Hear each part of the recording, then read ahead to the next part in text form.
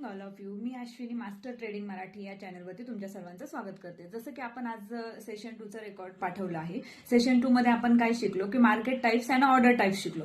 तर आता मी हे तुम्हाला लाईव्ह दाखवणार आहे की ऑर्डर टाइप्स म्हणजे काय असतं आणि मार्केट टाइप्स म्हणजे काय असतं, कुठले कुठले मार्केटचे टाइप्स असतात हे आपल्याला लाईव्ह मार्केटमध्ये पाहायचं आहे. चला तर मग आपण आता स्क्रीनकडे जाऊया. आपण आपल्या मेन स्क्रीनकडे आलेलो आहे. तर ही जी आहे ती आपली मेन स्क्रीन आहे माझी.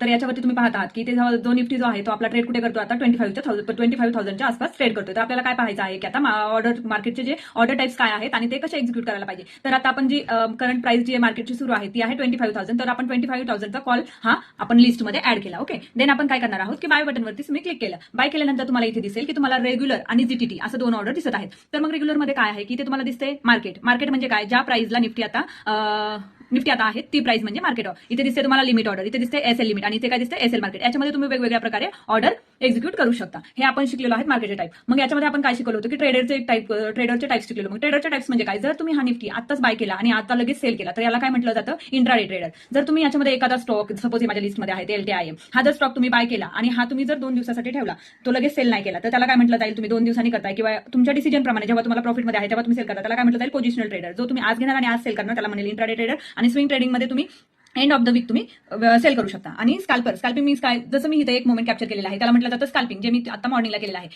मग हे स्कॅल्पिंग करण्यामागचं रिझन काय होतं हे मी तुम्हाला 1 मिनिटामध्ये लगेच समजावून सांगते.